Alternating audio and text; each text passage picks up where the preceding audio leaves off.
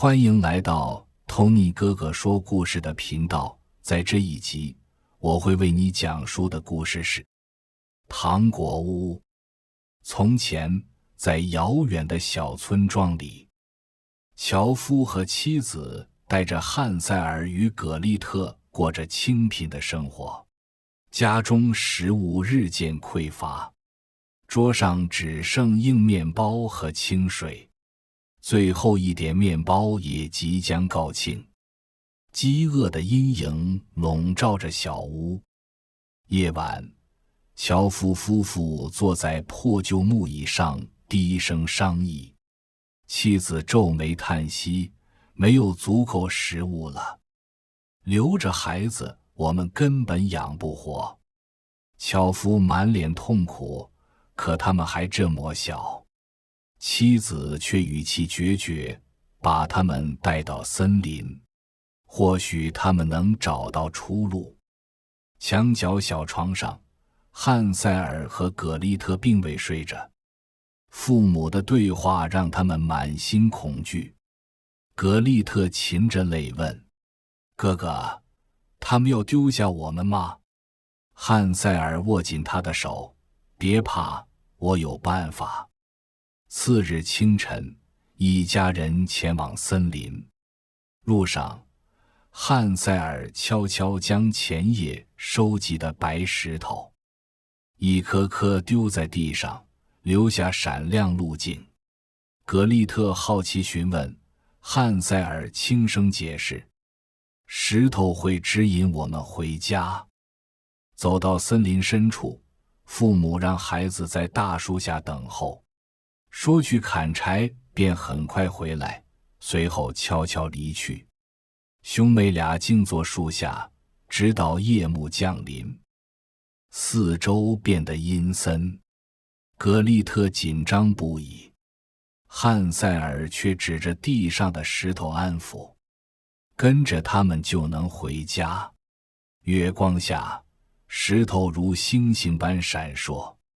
兄妹俩循着路标顺利回到家，可天还未亮，母亲就将他们叫醒，语气冷淡：“今天再去森林。”汉塞尔来不及收集石头，看到桌上的面包，灵机一动：“我们用面包屑做记号。”再次进入森林，汉塞尔沿途撒下面包屑。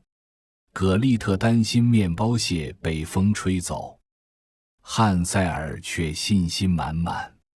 母亲将他们留在空地后再次离开。天色暗下来，兄妹俩起身寻路，却发现面包屑已被小鸟啄食干净。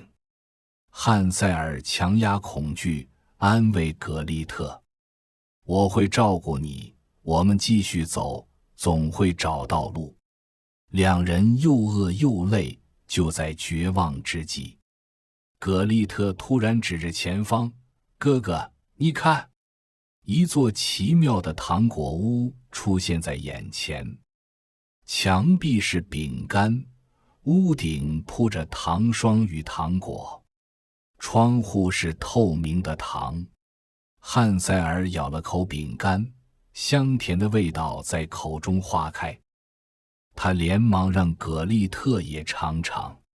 兄妹俩暂时忘却了疲惫与饥饿。这时屋门打开，一位满脸皱纹、笑容和蔼的老妇人邀请他们进屋：“孩子们，进来歇歇，屋里有更多好吃的。”兄妹俩觉得老妇人友善，便跟着走进屋。屋内满是糖果、糕点和各式美食，老妇人热情招待他们。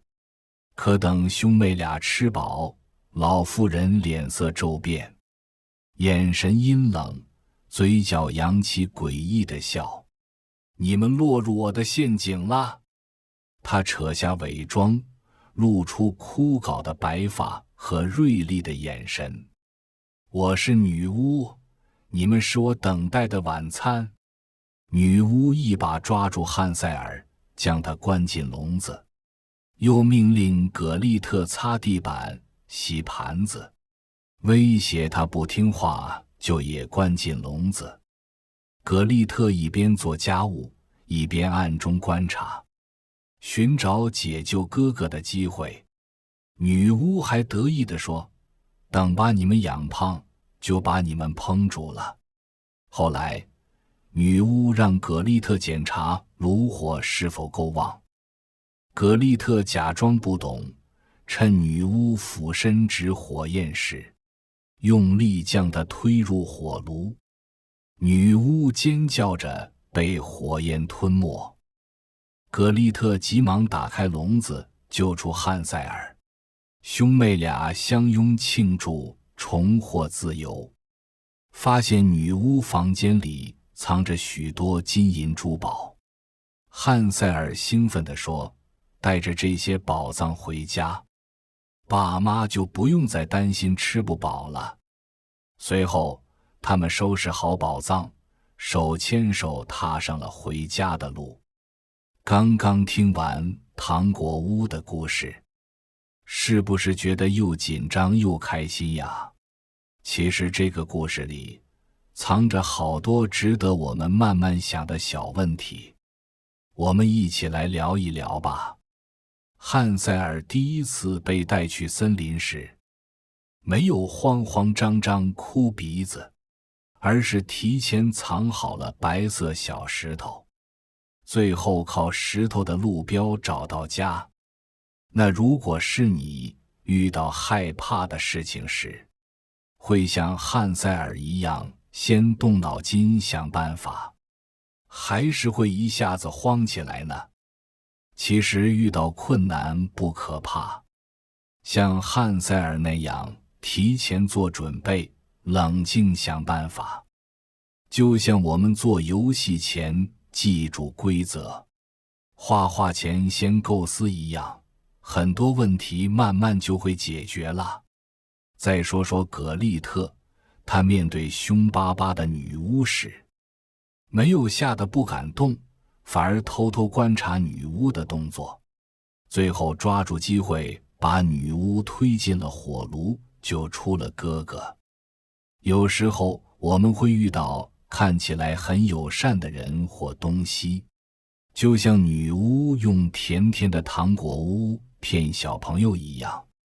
这时候我们要学会分辨。